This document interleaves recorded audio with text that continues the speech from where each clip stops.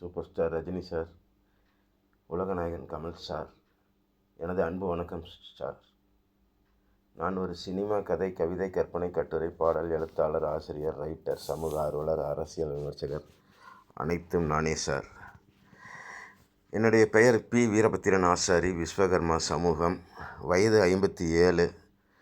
படிப்பு கம்மி தான் சார், 10வது தான் படிச்சிருக்கேன். ஆனால் பகுத்தறிவு அதிகம் சார்.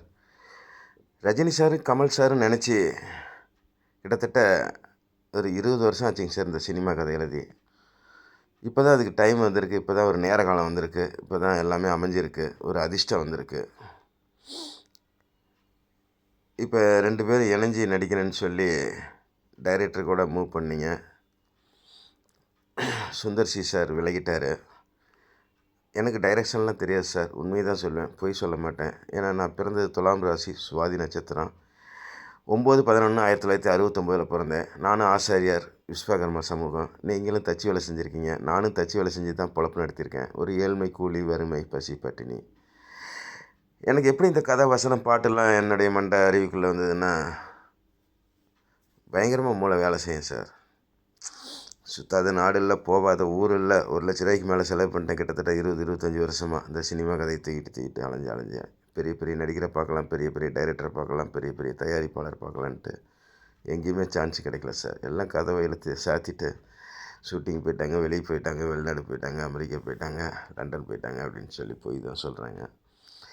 நான் இப்போ பேசுகிற வீடியோ உங்களுக்கு ஜிப்பில் போட்டு பார்சல் அனுப்பி தபாலில் அனுப்புகிறேங்க சார்.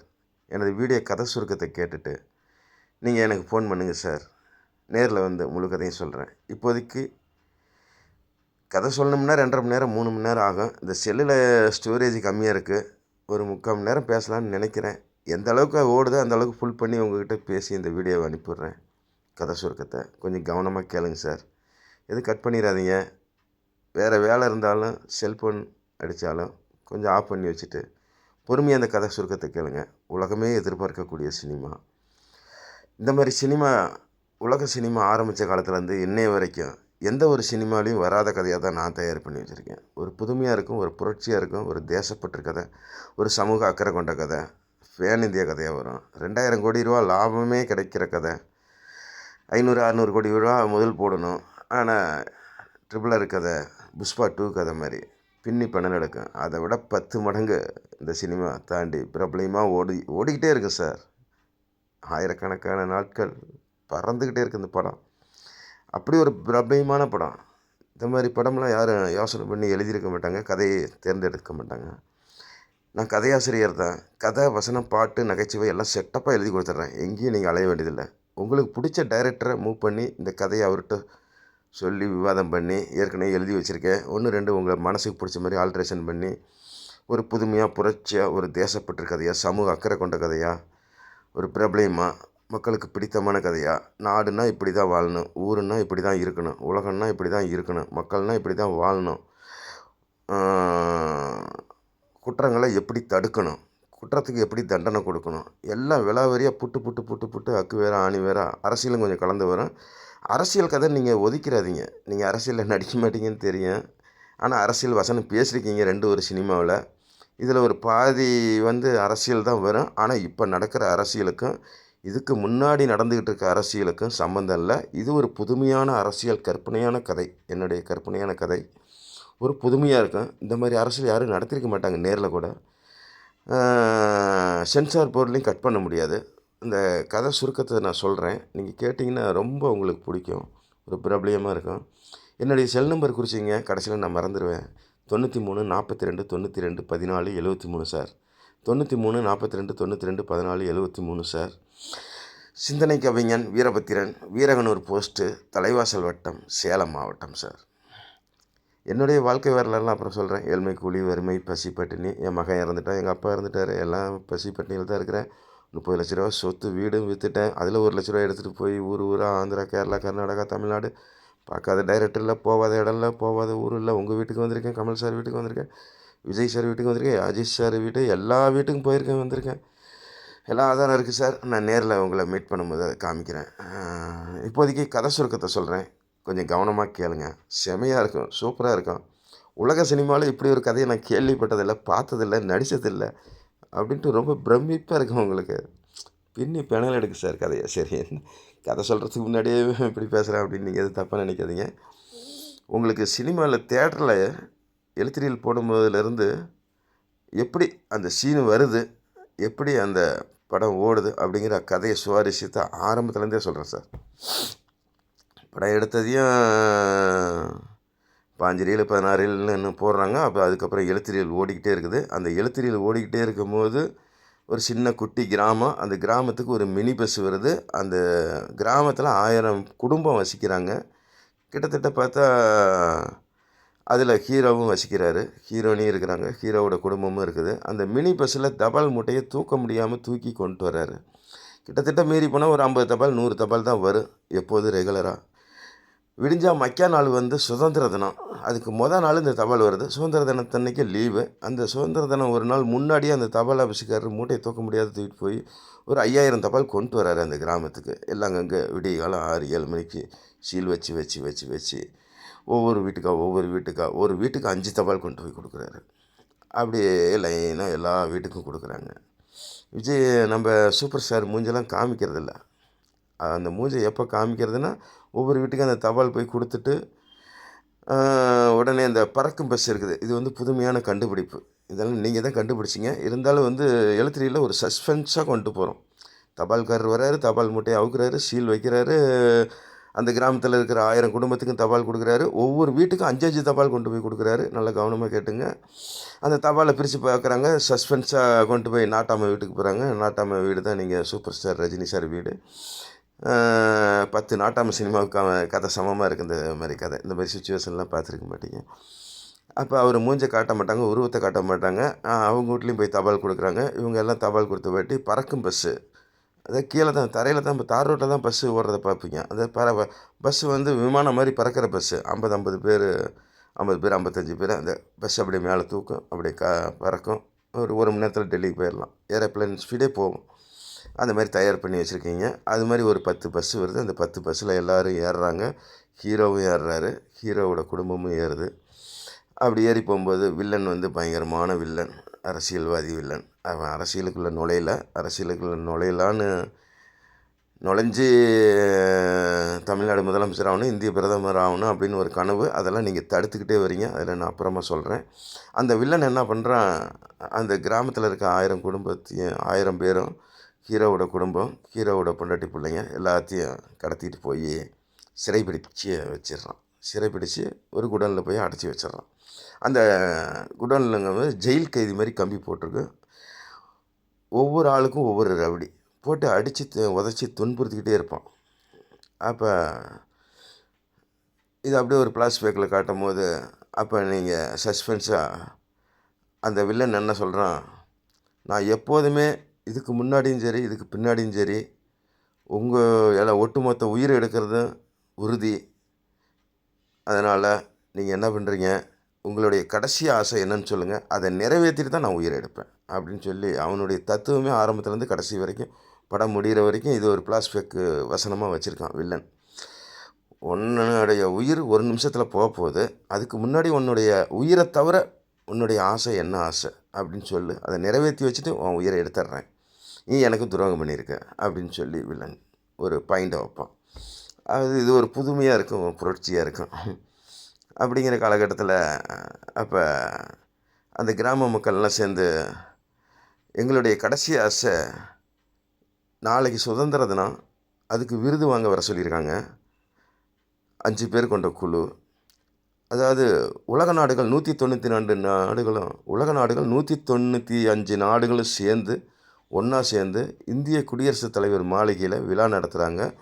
எங்கள் கிராம மக்களுக்கு, எங்கள் கிராமத்தோட தலைவருக்கும் விருது கொடுக்குறாங்க. அதுக்கு நாங்கள் புறப்பட்டு போயிட்டுருக்கோம். அந்த சமயத்தில் பார்த்து எங்களை அரெஸ்ட் பண்ணி கொண்டு வந்து சிறைப்பிடிச்சு வச்சுட்டிங்க. எங்களுக்கு உயிரை விட விருது தான் முக்கியம். அந்த விருது வாங்கிக்கிட்டு உங்கள்கிட்ட வந்து சரணடைஞ்சிட்றோம், நீங்கள் உயிரை எடுத்துங்க. எங்களுக்கு உயிரை விட விருது தான் முக்கியம் அப்படின்னு சொல்லி கிராம மக்கள் எல்லாருமே ஒன்று சேர்ந்தாப்புல சொல்கிறாங்க. தலைவர் கம்முனே இருக்கிறாரு, எதுவுமே பேச மாட்டார், அவர் மூஞ்சியும் காட்ட மாட்டாங்க. அது ஒரு சஸ்பென்ஸாக இருக்கும். அப்படின்னு சொல்லும் போது, சரி உதாரணத்துக்கு பாதி பேர்த்த அனுப்புகிறேன், 1000 பேர்த்தில் 500 பேர்த்த அனுப்புகிறேன். ஹீரோவும் போகட்டும், ஹீரோவோட குடும்பமும் போகட்டும். நீங்கள் இந்த விருதை வாங்கிக்கிட்டு 500 பேர் இங்கே வந்தால் தான் இந்த 500 பேர்த்த உயிரோட விடுவேன். இல்லாட்டி நீங்கள் விருது வாங்கிட்டு எங்களை ஏமாற்றிட்டிங்கன்னா இந்த 500 பேர்த்தையும் கொன்னுப்புடுவேன். இந்த 500 பேர்த்து சாவுக்கு நீங்கள் தான் காரணம் அப்படின்னு சொல்லும்போது, ஹீரோவோட பொண்டாட்டி பிள்ளைங்கள பிடிச்சி வச்சுக்குவான். ஹீரோவை மட்டும்தான் அனுப்புவான். அந்த கிராமத்தில் இருக்க 1000 பேர்த்தில் 500 பேர்த்த பிடிச்சி வச்சுக்கிட்டு 500 பேர் மட்டும்தான் அனுப்புவான். பாதியை பிடிச்சி வச்சுக்குவான். அப்போ தான் திரும்பி வருவாங்க உயிர் பலி கொடுக்க அப்படின்னு சொல்லி, இது வில்லனோட கட்டளை. இந்த கட்டளையை ஏற்றுக்கிட்டு திரும்ப அந்த பஸ்ஸை பிடிச்சி டெல்லி குடியரசு மாளிகைக்கு போகிறாங்க. இதே மாதிரி தான் கமல் சாருக்கும் குஜராத்தில் அவர் அம்பேத்கர் உருவத்தில் இதே மாதிரி சுச்சுவேஷன் சிறைப்பிடிக்கிறாங்க. அவரும் இதே மாதிரி சுச்சுவேஷன் இங்கே என்ன நடக்குதோ குஜராத்தில் அந்த மாதிரி நடக்குது. ஒருத்தர் மகாத்மா காந்தி தோற்றம் super star Rajini sir. Ambedkar உருவ தோற்றம் கமல் சார். இப்படி 2 பாகமாக கதையை பிரித்து 2 சமய சந்தர்ப்பம் வரும்போது அது இணைச்சிக்கணும். அது கடைசியாக நான் சொல்கிறேன். படத்தில் அது ஒரு சந்தர்ப்ப சூழ்நிலை வர மாதிரி RRR சினிமாவில் எப்படி வருங்க, சந்தர்ப்ப சூழ்நிலையினால் 2 ஹீரோவும் எப்படி இணையிறாங்க, அந்த மாதிரி ஒரு சுச்சுவேஷன் அதை நான் இணைச்சிருக்கேன். அதை நேரில் சொல்கிறேங்க. அந்த மாதிரி அவர் குஜராத்தில் இருக்கார், இவர் தமிழ்நாட்டில் இருக்கிறாரு. அப்படி ஒரு சுச்சுவேஷன். அப்படி இருக்கும்போது அவங்க அதே மாதிரி அந்த குடும்பத்தையும் கமல் சார் குடும்பத்தையும் வில்லன் இதே மாதிரி அரெஸ்ட் பண்ணுறோம். அதே மாதிரி 500 பேர் அங்கே போகிறாங்க. 2 பேர்த்துக்கு எந்த பதவியும் இல்லை, பட்டமும் இல்லை. இவர் ஒரு கிராமத்துக்கு நாட்டாமை தலைவர் மாதிரி, அவர் ஒரு கிராமத்துக்கு நாட்டாமை தலைவர் மாதிரி இந்த மக்களை கூட்டு போய் விருது வாங்கலான்ட்டு 2 பேரும் போகிறாங்க. இதேமாரி 2 குடும்பத்துலேயும் 500 பேர், அங்கே 500 பேர், இங்கே 500 பேர் சிறைப்பிடிச்சிடறாங்க. அவங்க குடும்பத்தையும் இவங்க குடும்பத்தையும் சிறைப்பிடிச்சு வச்சிடறாங்க.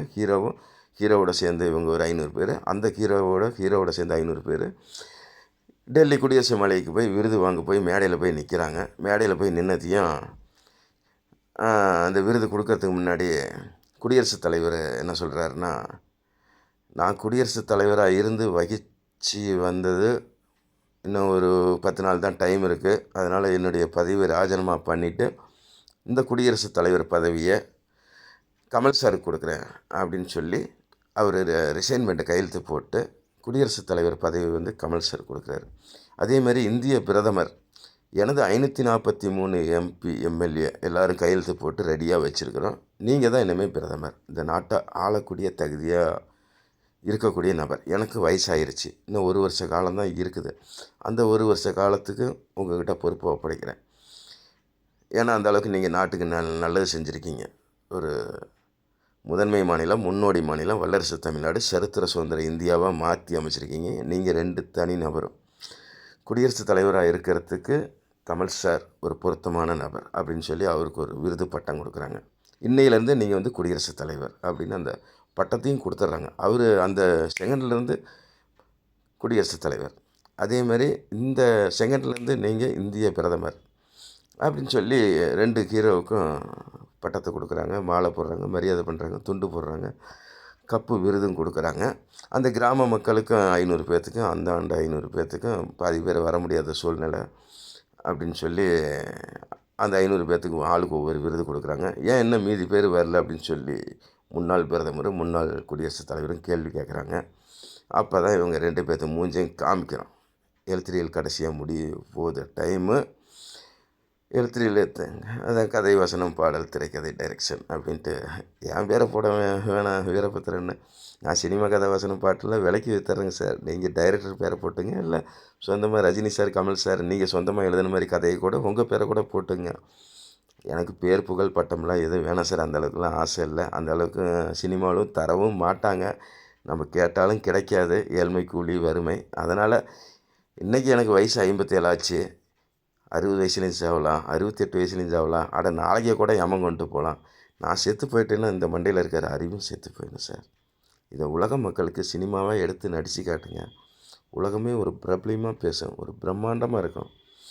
அப்போ அந்த கமல் சாரும் ரஜினி சாரும் அந்த மூஞ்சை காட்டும் போது, அப்போ அந்த பதவியெல்லாம் பட்டம்லாம் கொடுக்கும்போது, இதை அந்த வில்லன் நேரடி லைவ் வீடியோவில் டெலிகாஸ்ட் பண்ணி அவன் டிவியில் பார்த்துக்கிட்டு இருக்கான். அந்த குடோனில் 2 வில்லனும் பார்க்குறாங்க. அப்போ இவங்க 2 பேரும் பேசும்போது, இந்த பதவி கொடுத்து எங்களுக்கு பிரயோஜனம் இல்லை, பதவி வேணாம், இந்த பதவி நீங்களே வச்சுக்கிங்க.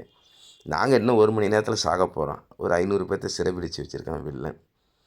பதவி கொடுத்து என்ன பலன் அப்படின்னு சொல்லி 2 பேருமே பதவி வேணாம் அப்படின்னு சொல்லி கண் கலங்குறாங்க. பதவி கிடைக்கிறது எவ்வளோ ஒரு பெரிய விஷயம், நாட்டுக்காக இப்படி நல்லது செஞ்சுருக்குறோம் அப்படின்னு சொல்லி இவங்களுடைய வாழ்க்கை வரலாறு அப்போ எடுத்துக்காட்ட ஆரம்பிக்கிறாங்க.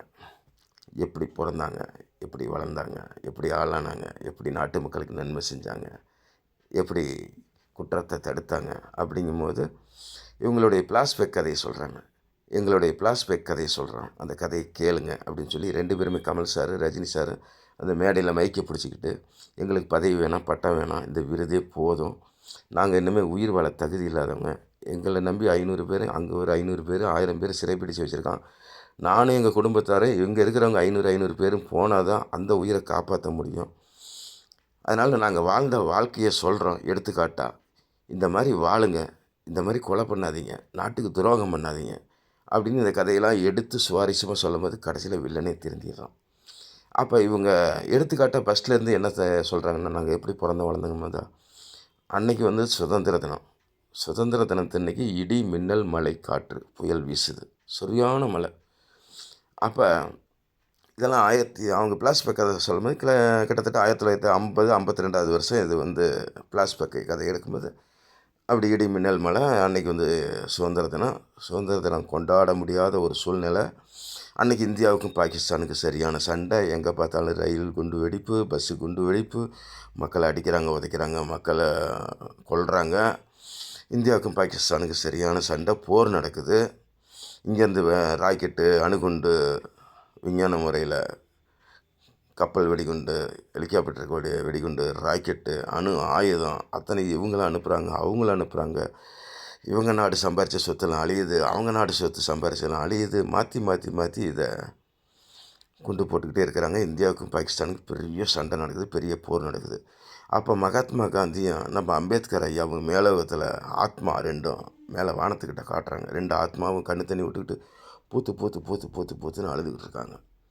அழுதுகிட்டு இருக்கும்போது கடவுள் அங்கே யதார்த்தமாக வராரு. ஏன் மானிடா நீங்கள் ஆத்மா 2 பேரும் அழுதுகிட்டு இருக்கீங்க, உங்களை பார்க்க எனக்கே ரொம்ப கஷ்டமாக இருக்குது. நீங்களாம் உலக நாடுகளுக்கு ஒரு பொறுப்போடு, ஒரு செயலோடு, ஒரு புண்ணியத்தோடு வாழ்ந்த மகான் நீங்கள் போய் அழுவலாமா? உங்களுக்கு என்ன குறை சொல்லுங்கள், நிறைவேற்றி வைக்கிறேன் அப்படின்னு சொல்லி வந்து கடவுள் வந்து கேள்வி கேட்குறாரு அந்த 2 ஆத்மாக்கிட்டேயும். நாங்கள் இந்தியாவுக்கு சுதந்திரம் வாங்கி கொடுத்தோம், 1947 சுதந்திரம் வாங்கி கொடுத்தோம். 2-3 வருஷத்தில் இறந்துட்டோம். 2-3 வருஷம் இறந்ததுக்கப்புறம் பாருங்கள், இந்தியாவுக்கும் பாகிஸ்தானுக்கும் சண்டை பயங்கர, மக்கள்லாம் செத்துக்கிட்டு இருக்காங்க. அவங்க சொத்து, இவங்க சொத்து, ரயில், பஸ்ஸு எல்லாம் குண்டு வெடிப்பு, ரொம்ப பொருள் சேதம், உயிர் சேதம் நிறையா ஆகுது. இதுக்காக நாங்கள் சுதந்திரம் வாங்கி கொடுத்தோம் படாது பாடுபட்டு. என்ன மாதிரி ஆயிரக்கணக்கான பேர் சுதந்திரத்துக்கு தியாகம் போராடி இந்த சுதந்திரத்தை வாங்கி கொடுத்தோம். அந்த சுதந்திரத்தை கெடுத்துருவாங்களாட்டுது அப்படின்னு ரொம்ப புலம்பி தள்ளி கடவுள்கிட்ட இதுக்கு ஏதாவது ஒரு வழி பண்ணுங்க அப்படின்னு சொல்லி கெஞ்சி அழுதுகிட்டு கேட்குறாங்க. அப்போ அந்த கடவுள் என்ன சொல்கிறாரு, உங்கள் 2 பேர்த்து ஆத்மாவையும் பூமிக்கு அனுப்புகிறேன், ஒரு தாய் விபத்தில் பிறக்க வைக்கிறேன். உங்களுக்கு அறிவு, ஆற்றல், திறமை எல்லாரும் மனுஷனை விட 10 மடங்கு அதிகமாக உங்களுக்கு கொடுக்குறேன். அதை வச்சு நீங்கள் இந்தியாவை காப்பாற்றுங்க, உலக நாட்டில் பேர் புகழ் வாங்கலாம், விருது வாங்கலாம் அப்படின்னு சொல்லி கடவுள் ஒரு வரம் கொடுக்குறாரு. அதேமாரி நான் வரம் கொடுத்துட்டேங்கிறதுக்கோசரம் ஒரு சில நேரத்தில் உங்கள் புத்தி தடுமாறலாம். அதுக்கு 2 வில்லனையும் நான் உங்களுக்கு அனுப்புவேன். நீ அவனை எதிர்த்து போராடி ஜெயிச்சு இந்த இந்திய சுதந்திரத்தை நீங்கள் வாழ்ந்து கடைபிடிச்சி காப்பாற்றுங்க பார்க்கலாம். உங்களுக்கு எந்த தடங்கள் வந்தாலும் வராத அளவுக்கு நான் தடுத்துருவேன் அப்படின்னு சொல்லி ஆண்டவன் வந்து ஒரு வரம் கொடுக்குறாரு. 2 ஹீரோவையும், ரஜினி சாரையும் கமல் சாரையும். ரஜினி சார் வந்து காந்தி ஆத்மா, கமல் சார் வந்து அம்பேத்கர் ஆத்மா. 2 ஆத்மாவையும் பூமிக்குள்ளே இறக்குறாரு. ஒரு ஏழ்மை, கூலி, வறுமை, பசி, பட்டினி, தார் ரோட்டு ஓரத்தில், புளிய மரத்துக்கு அடியில், ஒரு சின்ன குடிசையில் ஒரு அம்மா மாசமாக இருக்குது, கர்ப்பமாக இருக்காங்க. அந்த அம்மா வகுத்தில் தான் ரஜினி சார் பிறக்கிறாரு. அன்றைக்கி இடி, மின்னல், மழை. அன்றைக்கி சுதந்திர தினம். காலையில் 6 மணிக்கு சூரியன் உதயம் ஆகும்போது ரஜினி சார் பிறக்கிறாரு. அப்போ சூரியன்னு பேர் வைக்கிறாங்க. அதேமாரி சாயங்காலம் 6 மணிக்கு நிலவு உதிக்கும் போது அன்றைக்கி சுதந்திர தினம். மாலை 6 மணிக்கு அன்னைக்கு பௌர்ணமி அந்த நிலா உதிக்கும் போது அப்போ கமல் சார் பிறக்கிறாரு. அப்போ சந்திரன்னு பேர் வைக்கிறாங்க. சூரியன் சந்திரன். அதுக்கு தான் இந்த பேர் பொருத்தம். சூரியன் எப்படி வெளிச்சமாக உலகத்துக்கு காட்டுறாரோ அது மாதிரி மனசு வெளிச்சமாக இருக்கிற மனசு அப்படி மக்களுக்கு நல்லது செய்கிறாங்க. சந்திரன் இப்படி பல பல பல பல பலன்னு நில வடிவத்தில் எப்படி மக்களுக்கு ஒரு பளிச்சுன்னு உலகத்துக்கே வெளிச்சம் காட்டுறாங்களோ அதேமாரி அந்த மனசு வெள்ளை. அதேமாரி உலக மக்களுக்கு பூரா வெளிச்சத்தை உருவாக்கி உண்மையாக நீதி நேர்மையாக நன்மையாக நல்லது செய்கிறாங்க 2 பேரும். நம்ம தமிழ்நாட்டிலையும் குஜராத்லேயும் இருந்து இந்திய மக்களுக்கு அப்படி ஒரு நன்மை செய்கிறாங்க. அவங்க வாழ்ந்த கிராமம் வந்து ஒரு அடிப்படை வசதி இல்லாத இருந்தது. அதெல்லாம் சீர்திருத்தம் பண்ணி ஒரு புல் பூண்டு செடி ஒரு கோபுரமாக உருவாக்கி ஒரு பூந்தோட்ட கிராமமாக உருவாக்கி ஊட்டி குளிர் எப்படி ஏசி ரூம் இருக்கு மாதிரி அப்படி குழு குழு குழு குழு குழு குழுன்னு அந்த கிராமத்தை தயார் பண்ணி வச்சுருப்பாங்க. ரஜினி சார் வாழ்ந்த கிராமமும் கமல் சார் வாழ்ந்த கிராமமும் அந்த கிராமம் எப்படி இருந்ததோ அதே மாதிரி இந்தியாவில் அத்தனை கிராமத்துக்கும் அந்த கிராமம் மாதிரியே 60-70 வருஷத்தில் படிப்படியாக அதை உருவாக்கி அதுக்கு தான் அந்த விருது கொடுக்குறாங்க. எந்த கட்சியிலையும் இல்லை, எந்த ஆட்சியிலையும் இல்லை. எப்படி சம்பாரித்தாங்க, அவங்க சம்பாரித்த காசை எப்படி செலவு பண்ணாங்க. இவங்களுக்குன்னு சொத்து இல்லாமல் இந்தியாவில் இருக்கிற எத்தனை கிராமம் இருக்குதோ அத்தனை கிராமத்துக்கும் குடிசை இல்லாத வீடு, தண்ணி, போரு, தண்ணி டேங்கு, தார் ரோடு வசதி, அப்படி எங்கே பார்த்தாலும் கண்ணில் ஊற்றிக்கலாம். அப்படி ஒரு நீட்ரஸாக இருக்கும். அந்த வில்லன் வந்து 50 லட்சம் கோடி ரூபா சொந்தக்காரன், சொத்துக்கு அதிபதி, பெரிய வில்லன். வில்லனை கட்டினா பட்டு பயங்கரமாக இருக்கும். அதே மாதிரி தான் அன்னைக்கு சூரியன் உதயம் ஒரு 6 மணிக்கு காலையில் ஒரு பணக்கார கோடீஸ்வரி பொண்ணு பிரசவத்துக்கு ரொம்ப துடிக்கிறாங்க. என்னென்னமோ சென்னை எல்லாம் ஆஸ்பத்திரியும் கொண்டு போகிறாங்க. இந்த அம்மாவை அமெரிக்காவுக்கு கொண்டு போங்க, தலை சுற்றி போச்சு, பிரசவம் பண்ணுறது ரொம்ப கஷ்டம், 2 பேர்த்துக்கு உயிருக்கு ஆபத்து அப்படின்னு சொல்லும்போது ஃப்ளைட் ஏற்றிய அந்த கோடீஸ்வரன் பொண்டாட்டியை கூப்பிட்டு போய் அமெரிக்கா ஆஸ்பத்திரியில் குழந்தையை பிறக்க வச்சு ஆப்ரேஷன் பண்ணி அதில் 2 குழந்தை பிறகுது, 2 ஆண் குழந்தை. அந்த 2 ஆண் குழந்தை தான் வில்லன். ஆண்டவன் எப்படி வழிவகுக்கிறாரு, ஆண்டவன் எப்படி ஒரு வரத்தை கொடுக்குறாரு இந்தியாவை காப்பாற்றுறதுக்கு, உலக நாடுகளில் பேரும் புகழ் வாங்கணும், ஒரு சரித்திர சுதந்திர இந்தியாவை மாற்றி அமைக்கிற கதை. அப்போ அந்த வில்லன் 2 பேரும் தான் ஹீரோவை எதுக்குறாங்க, ஹீரோ அந்த வில்லனை எதுக்குறாங்க. இவங்க 2 பேருமே பசி பட்னி ஏழ்மை கூலி. கமல் சார் பிறந்த இடம் எப்படின்னு சொல்கிறேன். அவர் வந்து செலவு தைக்கிற அயன் பண்ணுற கடை, பெட்டி கடை, தள்ளு வண்டி கடை, அதிலே குடும்பம் நடத்துவாங்க, அதிலே அயன் பண்ணிக்குவாங்க, அதிலே பொட்டி பாக்ஸ்லாம் போட்டு தூக்கிக்குவாங்க. பெரிய வண்டி கடை. ஏழ்மை கூலி வறுமை பசி பட்னி. இவர் பார்பர் ஷாப்பு, இவர் அயன் பண்ணுற கடை, அதாவது துணி துவைச்சி அயன் பண்ணுற கடை. ஜாதி பேரெல்லாம் சொல்லக்கூடாது, தப்பு. அயன் பண்ணுற கடை, முடி வெட்டுற கடை, பார்பர் ஷாப்பு கடை. ஒருத்தர் இப்படி பிறக்கிறாரு, ஒருத்தர் அப்படி பிறக்கிறாரு. அந்த அம்மாவை ஏழ்மை கூலி வறுமை பசி பட்னி. அந்த மாதிரி ஒரு குழந்தை பிறக்கும்போது சாயங்காலம் 6 மணிக்கு பௌர்ணமி நிலவு உதிக்கிறப்ப அப்போ சூரியன் அந்த இவருக்கு சந்திரன் பேர், இவருக்கு சூரியன் பேர். அப்படி பேர் வச்சு பிறந்ததுமே அந்த தாய் 2 தாயும் இறந்துடுறாங்க. அமெரிக்காவில் இருக்கிற தாயும் இறந்துடுறாங்க. 3 தாயும் இறந்துடுறாங்க. வளர்க்க முடியாமல் காந்தியோட பேரன் வீட்டில் போய் தத்து கொடுக்குறாரு இந்த அப்பா. என்னால் வளர்க்க முடியாது, பால் கொடுக்க முடியாது, நான் வேலை வெட்டியை பார்ப்பேனா, பிள்ளையை காப்பாற்றுவேனா அப்படின்னு சொல்லி காந்தியோட பேரன் வீட்டில் போய் தத்து கொடுத்துட்றாங்க. அந்த காந்தி போட்டால் அவர் வாழ்ந்த வாழ்க்கையில் நினச்சி அதேமாரி வாழணும், ஒரு சரித்திரம் படிக்கணும், சாதனை படிக்கணும் அப்படின்ட்டு ஒரு வெறி அந்த ஹீரோவுக்கு. அதேமாரி தான் அம்பேத்கர் பேரன் வீட்டில் போய் வளர்க்குறாங்க கமல் சாரை.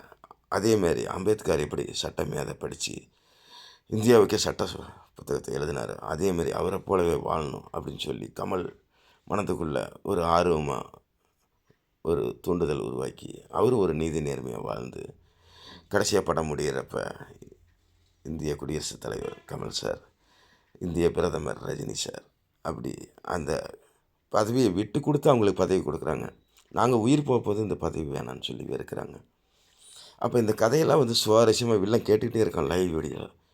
இப்படியும் ஒரு மனுஷன் 2 பேர் வாழ்ந்திருக்காங்க. நம்ம சொத்துக்கு ஆசைப்பட்டு பதவிக்கு ஆசைப்பட்டு இந்த கிராம மக்களை சிறைபிடிச்சு இதில் என்ன புண்ணியம் அப்படின்னு சொல்லி கடைசியாக படம் முடிகிறப்ப விடுதலை பண்ணி விட்ருவாங்க. ஆடியன்ஸு தியேட்டரில் 1000 பேர் உட்காந்துருந்தாலும் கண்ணு தண்ணி வராதாங்க பாக்கி இல்லை. கடைசி சீனில் எல்லாருமே அழுதுருவாங்க. அப்படியே மட்டும் பயங்கரமான சீன். இதெல்லாம் இடையில நிறைய சீன் வரும். இவங்க 2 பேரும் ஹீரோ பிறந்து வளர்ந்து ஆளாகி இருக்கிற விவசாய நிலத்தை வீடு காடெல்லாம் விற்று அந்த தமிழ்நாட்டில் இருக்கிற கிராம மக்களுக்கெல்லாம் ஒவ்வொன்றா நன்மை செஞ்சு அது ஒரு பல சுச்சுவேஷன் வரும். இந்த கிராம மக்களே பசி பட்டினி ஏழ்மை கூலி வறுமை விதை கூட ஆக்கி சாப்பிட்டு விதைக்க விவசாயத்துக்கு விதை இல்லை. அப்படி ஒரு பஞ்சகாலம் 2-3 வருஷம் மழை இருக்காது. இந்த கிராமமே எல்லாத்தையும் கூட்டிகிட்டு ஹீரோ சென்னைக்கு போய் தார் ரோடு போடுறதுக்கு ஒரு மேஸ்திரிக்கிட்ட அடைக்கலம் கேட்டு சம்பளத்துக்கு 2000 பேர் போய் தார் ரோடு போடுற சம்பளத்துக்கு வேலை செய்வாங்க. அவங்க படுக்க ரூம் தர மாட்டாங்க, உணவு கொடுக்க மாட்டாங்க, கடையில் சாப்பிட்டு சம்பளத்தை கொடுத்துருவாங்க. தார் ரோட்டு ஓரத்தில் படுதா விரித்து போட்டு படுத்து கிடப்பாங்க. பகலில் தார் ரோட்டு அதாவது தாரை ஊற்றி ஜல்லி போட்டு தார் போடுற சம்பளத்துக்கு கூலி வேலை செய்வாங்க. கூலி வேலை. அதேமாரி தான் கமல் சார். அது வேறு சுச்சுவேஷன். நான் சொல்கிறேன். அவர் என்ன வேலை சொல்கிறார் நான் நேரில் சொல்கிறேன். எல்லாமே சொல்லிட்டு சஸ்பென்ஸ் உடஞ்சிரும். அந்த மாதிரி செஞ்சுக்கிட்டு இருக்க டைமில் அப்போல்லாம் திருட முல்லை மாதிரி பொறிக்கலாம் அதிகம். இவங்க சம்பாரித்த காசு பணத்தெல்லாம் திருடிட்டு போயிடுறான் ராவா மயக்க மருந்தை தெளிச்சு விட்டு. இவங்க சம்பாரித்த பணமும் போச்சு. வேலை முடிஞ்சு போச்சு. ஊருக்கு போகலன்னா பஸ் ஏற காசு இல்லை. போலீஸ் ஸ்டேஷனில் போய் கம்ப்ளைண்ட் கொடுக்குறாங்க. போலீஸ் எப்போ ஏற்போட்டு கோர்ட்டில் கொண்டு போய் நிறுத்திடுறாரு. கோர்ட்டில் நிறுத்தி போனால் அந்த திருடன் எங்கே தெலா வருது? எல்லாம் ஆந்திரா கேரளான்ட்டு ஓடிப்பாங்க. வெளியூர் திருடன், உள்ளூர் திருடன்ல. இது கண்டுபிடிக்க 1 மாதம் ஆகுங்கய்யா அப்படின்னு சொல்லி ஜட்ஜிக்கிட்ட சொல்ல, 1 மாதம் வரைக்கும் நாங்கள் என்னையா பண்ணுறது அப்படின்னு சொல்லி இந்த கிராம மக்களையில் கெஞ்சி கூத்தாடி அந்த 1 மாதம் எங்களுடைய பண நகை எல்லாத்தையும் திருடிட்டு போயிட்டான். அதெல்லாம் திரும்ப மீட்டு கொடுக்குற வரைக்கும் எங்கள் ஜெயிலே போடுங்க, ஊருக்கு பஸ்ஸுக்கு போகிறதுக்கு கூட காசு இல்லை அப்படின்னு சொல்லி ஜெயில் தண்டனை கேட்குறாங்க. வழியினா ஜட்ஜி கொடுத்தாரா இல்லையா அப்படிங்கிற ஒரு கேள்விக்குறி வரும். கதை சொல்லணும்னா பின்னி பேனல் எடுத்துக்கிட்டே போவோம். கதை, வசனம், பாட்டு, நகைச்சுவை எல்லாம் செட்டப்பாக இருக்கும். நகைச்சுவையெல்லாம் பார்த்திங்கன்னா பின்னி பேனல் எடுக்கும். நகைச்சுவையாகவும் வரும். அந்த நகைச்சுவையிலையும் ஒரு கதை வரும். செமையாக இருக்கும், சூப்பராக இருக்கும். அதாவது இவங்க வாழ்க்கையில் வாழ்ந்துக்கிட்டே இருக்கும்போது கள்ளச்சாராயம் உற்பத்தி ஆகி அதெல்லாம் பாக்கெட் சாராமல் போட்டு கவர்மெண்ட்லேயே விற்க ஆரம்பிச்சிட்டாங்க. அதில் சில பேர் செத்து போயிட்டாங்க. அதில் சில பேர் போதையை மறக்க முடியாமல் போதாசையம் போய் வேலை வெட்டி செய்ய முடியல. வேலை வெட்டி செஞ்சால் அசந்து போயிடுது உடம்பு, கை கால இதெல்லாம். அது இல்லாத இருக்கிற தாலி தோடு தொங்கட்டாலாம் பொண்டாட்டிக்கிட்ட பிள்ளைகிட்ட இருக்கிறது சொத்தெல்லாம் விற்றுவிட்டு வந்து போதையிலே மூழ்கி கிடக்குறாங்க. சில பேர் குடும்ப வாழ்க்கை சீரழிஞ்சு போயிடுது. அதுக்கு ஒரு ஹீரோ, கமல் சார் ஹீரோ. அவர் தான் படித்த அறிவாளி, பகுத்தறிவு. அவர் என்ன பண்ணுறாரு, மதுவை மறக்கடிக்க ஒரு மருந்து கண்டுபிடிக்கிறார். அந்த காலேஜில் பள்ளிக்கூடம் படிச்சுட்டு இருக்கும்போது காலேஜ் பிள்ளைங்களாம் கூட்டிகிட்டு டூரிஸ்ட் போகிறாங்க. ஒரு பச்சை மலை உச்சிக்கு போய் ஒரு மூலிகை மருந்து செடியெலாம் கண்டுபிடிச்சி ஆராய்ச்சி பண்ணி மதுவை மறக்கடிக்கிறதுக்கு மருந்து தயார் பண்ணி அந்த கிராம மக்களுக்கு ரகசியமாக சாப்பாட்டில் ஊற்றி கொடுங்க, உங்கள் புருஷனுக்கு ரசத்தில் கலந்து கொடுங்க அப்படின்னு சொல்லி கொடுக்குறாங்க. அந்த மருந்து ஒரு தடவை வகுத்தில் போயிடுச்சுன்னா திரும்ப மது போதை குடிக்கிற நினப்பும் வராது. அப்படி அந்த நினப்பு மதுவை குடித்தாலும் போதை ஏறாது. அப்படியே மட்டும் ஒரு மூலிகை மருந்து, ஒரு புதுமையான கண்டுபிடிப்பு, ஒரு புரட்சியான கண்டுபிடிப்பு. இந்த மருந்தெல்லாம் சப்ளை பண்ணி இந்தியா ஃபுல்லாக வெளியிடுறாங்க அரசாங்கத்துக்கிட்ட ஆர்டர் வாங்கி. அதுக்கு அரசாங்கம் ஒத்துக்க மாட்டேங்குது. அந்த அரசாங்கம் ஒத்துக்காதனால அரசாங்கத்தில் இல்லாத இந்த மாதிரி ரவுடிகளை தூண்டி விட்டு அவனை எப்படியாவது அடி கொல்லு, அரசாங்கம் உங்களுக்கு பக்கபலமாக இருக்கும் அப்படின்னு சொல்லி அந்த 50 லட்சம் கோடி சொத்து உள்ள வில்லன்கிட்ட அரசாங்கம் ஒப்படைக்குது இந்த பொறுப்பை. அரசாங்கம் நேரடியாக எதிர்க்க முடியல. இது கோர்ட்டு விஷயம். அங்கங்கே போய் கோர்ட்டு தடை பண்ணுன்னு சொல்லுது அரசாங்கத்தை. இதுக்கு வாய்தா மேலே வாய்தா போட்டு இழுக்கடிச்சிக்கிட்டு இருக்காங்க. அப்படிங்கும்போது அரசாங்கம் என்ன பண்ணுது, அரசாங்கத்தோட முதலமைச்சர் வில்லன், அவனும் ஒரு வில்லன். அந்த வில்லன் என்ன பண்ணுறான், நம்மளால் எதிர்த்தான் டிவி, ஊடகம், பத்திரிக்கை ரிப்போர்ட்டில் நம்ம பேர் ரிப்பேர் ஆகிக்கிறவங்க, முதலமைச்சர் பதவி காலியாக போயிடும். நம்ம இந்த பொறுப்பை கொண்டு போய் ஒரு வில்லன் ரவுடிக்கிட்ட கொடுத்தோம்னா அவன் அது கரெக்டாக செஞ்சிருவான். அடுத்தது உனக்கு எம்எல்ஏ, எம்பி சீட்டு நான் கொடுத்து உனக்கு பதவிக்கு வர வைக்கிறேன் அப்படின்னு சொல்லி ஆசைவார்த்தி சொல்லி அந்த வில்லன்கிட்ட இப்படி ஒரு சுச்சுவேஷனை பொறுப்பை கொடுத்து வில்லனுக்கு வில்லன் ரெடி பண்ணுறாங்க. இதெல்லாம் ஒரு புதுமையாக இருக்கும், புரட்சியாக இருக்கும். இந்த மாதிரி கதைகளை கேள்விப்பட்டிருக்க மாட்டீங்க, பார்த்துருக்க மாட்டீங்க. அதாவது இந்த மதுவை மறக்கடிக்கிறது போகிறது விஷயம் இது ஒரு சுவாரஸ்யமாக ஒரு நகைச்சுவையில் நான் ஒரு சுருக்கமாக சொல்கிறேன் உங்களுக்கு. ஒரு ஆசாமி ஒயின் ஷாப் கடையில் போய் கோட்டரை வாங்கி குடிச்சுவிட்டு போதையை ஏறல சாமி. 2 கோட்டரை குடிக்கிறான், அப்பவும் போதை ஏறல சாமி. 3 கோட்டரை குடிக்கிறான், போதை ஏறல சாமி. ஏன்னா கவர்மெண்ட்லேயே எல்லாம் கலப்படம் கலந்து விட்டிங்களா, போதையே ஏறல அப்படின்னு சொல்லி அவன் பாட்டு தகராறுக்கு போய் இருக்கிற பாட்டெல்லாம் அடித்து உடச்சி கலவரம் பண்ணிவிட்டு வாய் தகராறு, கை சண்டை, அடித்தடி வரைக்கும் போகுது. அந்த நேரம் பார்த்து அப்புறம் கடைக்காரன் போலீஸுக்கு ஃபோன் பண்ணி இந்த மாதிரி தகராறு பண்ணுறாங்க போதை ஏறலன்னு சொல்லி அப்படின்ட்டு வர சொல்லி, போலீஸ் என்ன பண்ணுறான், அந்த கடைக்காரனையும் அரெஸ்ட் பண்ணி, என்னடா போதை ஏறலைங்கிற, அவன் 3 குவார்ட்டர் குடிச்சாங்கிறான், நீ ஒரு 10 பாட்டில் எடுத்துகிட்டு வாடா ஸ்டேஷனுக்கு அப்படின்னு சொல்லி கடையில் தான் எப்போ 2 பேர் 3 பேர் வச்சாங்களா, அதில் ஒரு ஆளை கூட்டிகிட்டு போகிறான். இந்த போதை ஆசாமியும் கூட்டிகிட்டு போகிறான். கோர்ட்டில் போய் எஃப்ஐஆரை போட்டு அங்கே விசாரணை பண்ணால் முடிவுக்கே வரல. உங்களை 2 பேர்த்தையும் ஜட்ஜிக்கிட்ட ஒப்படைச்சிட்றேன், ஜட்ஜாச்சு நீங்களாச்சும் பார்த்துங்கடா அப்படின்னு சொல்லி அந்த கேஸை கொண்டு போய் ஜட்ஜிக்கிட்ட கொடுக்க, ஜட்ஜிக்கிட்ட இந்த போதை ஆசாமி, சாமி நான் 150 ரூபா வச்சுருந்தேன், குவார்ட்டர் வாங்கி குடித்தேன், போதை இல்லை சாமி. அடுத்தது 150 ரூபாய்க்கு பணம் இல்லை சாமி, அண்டா குண்டான அடகு வச்சுட்டு வந்து குடித்தேன், போதை இல்லை சாமி. அடுத்தது என் பொண்டாட்டி தோட்ட அடகு வச்சு குடித்தேன் சாமி, போதை இல்லை சாமி. இப்படி என் காசு பூரா விரையாச்சு சாமி, இந்த பணத்தை வாங்கி கொடு சாமி. இவன் ஏதோ கலப்படம் கடத்திட்டான எடுத்து கடைக்காரன், பிராடு பண்ணிட்டான எடுத்து அப்படின்னு சொல்லி ஜட்ஜிக்கிட்டே இவன் சொல்ல, அந்த கடைக்காரன் என்ன சொல்ல, ஐயா நான் 10 குவார்ட்டர் எடுத்துகிட்டு வந்திருக்கேன், இது வேற ஆளை கூட குடிக்க சொல்லுங்கள், போதை ஏறுது சாமி. இந்த சாமிக்கு என்னமோ போதை ஏறல, அதுக்கு நான் மாட்டிட்டு முழிக்கிறேன், அவன் உடம்புல என்ன கோளாறு ஏது கோளாறு தெரியல சாமி, மற்றவங்க குடித்தா போதை ஏறுது, இவன் குடித்தா போதை ஏற மாட்டேங்குதுன்னு சொல்லி அவன் சொல்ல, அப்புறம் திரும்ப அந்த சர்ச்சு முன்னாடியே 2 குவார்ட்டரை உடச்சி இவனுக்கும் கொடுக்குறாங்க, மற்றவங்களுக்கு கொடுக்குறாங்க. அவங்க மற்ற ஆளுங்களுக்கு போதை ஏறிடுது. இந்த ஆசாமிக்கு இன்னும் 2 குவார்ட்டருக்கு சர்ச்சு முன்னாடியே கொடுத்து குடிச்சிக்க சொன்னாலும் போதை ஏறல. என்னடா இது விசித்திரமாக இருக்குது, மர்மமாக இருக்குது அப்படிங்கும்போது, இந்த மூலிகை மருந்து நாளே பொண்டாட்டி வந்து புருஷனுக்கு தெரியாமல், புருஷன்கிட்ட சொல்லாமல் சஸ்பென்ஸாக கொடுத்து இந்த கிராமத்தில் பூரா கொடுக்க சொல்லி ஹீரோ சொல்லிட்டாரு. அதேமாதிரி அந்த பொம்பளைங்களும் நடந்துக்கிட்டாங்க. இந்த மது போதை மறக்கடிக்கிற மருந்து வந்து ஒரு ரகசியமாக இருந்தது. இந்த கோர்ட்டுக்கு வந்தது வெளிச்சமாயிருச்சு. அப்படிங்கும்போது அப்போ வந்து இன்னொரு 2 பேர் வந்து செத்து போயிட்டாங்க போதையில் அப்படின்னு சொல்லி அந்த பணத்தை தூக்கிட்டு கோர்ட்டு வாசலுக்கே வந்துடுறாங்க. ஐயா சாராயத்தை குடிச்சு போய் செத்து போயிட்டாங்க, இந்த சாராயத்தில் ஏதோ கலப்படம் கலந்துவிட்டாங்களாட்டு சாமி, ஜட்ஜி சாமி, எங்கள் 2 பேர் செத்து போயிட்டாங்க, இதுக்கு சாராய கடைக்காரன் தான் பொறுப்பு, அரசாங்கம் தான் பொறுப்பு, இதுக்கு ஒரு தீர்வு சொல்லுங்கள். இது போலீஸ் ஸ்டேஷன் போனாலும் போலீஸ் 2 கேஸை கொண்டு வந்து கோர்ட்டுக்கு தான் போயிருக்காங்க, நீயும் கோர்ட்டுக்கு போன என்னை தள்ளி விட்டாங்க சாமி, நான் இங்கே நேரடியாக வந்துட்டேன் சாமி. அங்கே 2 பேர் கவான்னு கத்திக்கிட்டு ஜட்ஜிக்கிட்ட வந்து இதை வேறு செத்த பணத்தை கொண்டு வந்து போட்டுக்கிட்டு இதை பண்ணுறாங்க. ஐயோ பெரிய கொடுமை. இவருக்கு ஜட்ஜிக்கு மண்டையில் புறை ஏறி தண்ணியை கொடுங்கப்பா குடிக்கலாம், எனக்கு மயக்கம் வர்றது, இந்த கேஸ் எப்படி தான் நான் விடுதலை சொல்கிறது, என்ன தீர்ப்பு சொல்கிறதுன்னு எனக்கே ஒன்றும் புரியல அப்படின்னு ஜட்ஜி வந்து பித்தால முடிக்கிறாரு. சரியான வேடிக்கையாக இருக்கும், வேதனையாக இருக்கேன். அப்புறம் இங்கே பொதுமக்கள் இருக்கிற இடத்துல இங்கே தண்ணி இல்லை, பொதுமக்கள் இருக்கிற இடத்துல 1 லிட்டர் பாட்டில் தண்ணி கொண்டு வந்து இந்த ஜட்ஜிக்கிட்ட கொடுன்னு சொல்லுவேன். அந்த 1 லிட்டர் பாட்டில் அந்த ஆசாமி என்ன பண்ணியிருப்பான், சாராயம் 1 லிட்டர் வாங்கி வச்சுருந்துருப்பான் வேறு எவனோ ஒருத்தன், அது தண்ணி பாட்டில்னு நினச்சி எடுத்து ஜட்ஜி வந்து குடிக்கிறாரு. தண்ணி பாட்டில்னு எடுத்து குடித்தா அது சாராயம், கிப்புன்னு ஜர்சிக்கும் போதை ஏறி போயிடுது. பெரிய தமாஷு, ஜர்சிக்கு போதை ஏறி போய் இன்றைக்கி தீர்ப்பு ஒத்தி வைக்கப்படுகிறது, நாளைக்கு வாங்க அப்படின்னு சொல்லிட்டு அவர் மயக்கி விழுந்துடுறாரு. அப்படியே இது ஒரு வேடிக்கையாக ஒரு தமாஷா நகைச்சுவையாக இருக்கும். அதில் ஒரு கருத்து இருக்குது, சாராயத்தை அழிக்கிறோம் ஒழிக்கிறோம், மக்களை காப்பாற்றுறோம் அப்படிங்கிற ஒரு சுச்சுவேஷன் அமையும். செம்மையாக இருக்கும், சூப்பராக இருக்குது. 1/2 மணி நேரம் ஓடிடுச்சு, மேலே ஓடிடுச்சு. எனக்கு வேறு ஸ்டோரேஜ் இல்லை சார், நேரில் கூப்பிடுங்க, கதையெல்லாம் முழுசாக பின்னி பண்ண நடக்கும்.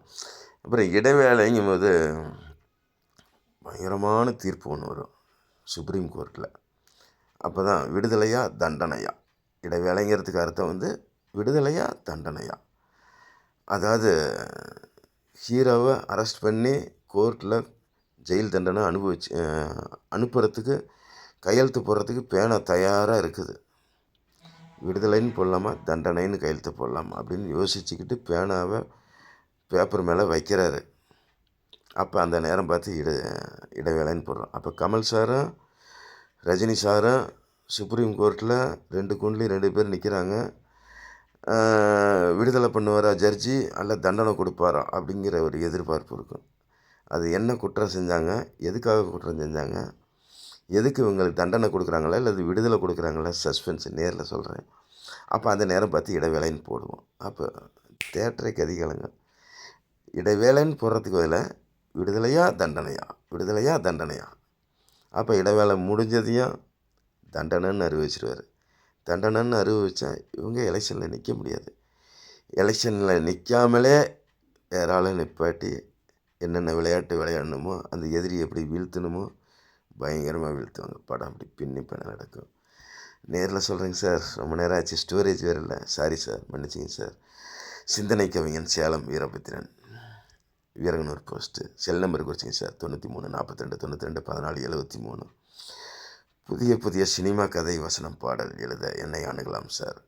எல்லாமே விற்பனைக்கு உள்ளது சார். எனக்கு பணம் காசு கொடுத்தீங்கன்னா போதும். நான் ஏழ்மை, கூலி, வறுமை, பசி, பட்டினி, 30 லட்ச ரூபா வீட்டை விற்றுவிட்டேன். என் மகன் நம்பர் 1 படிப்பாளி, 20 வயசில் இறந்து போயிட்டான். அவனுக்கோசரம் 5 லட்ச ரூபா செலவு பண்ணி படிக்க வச்சேன். சென்னை எஸ்எஸ்என் கல்லூரியில் தான் படித்தான்.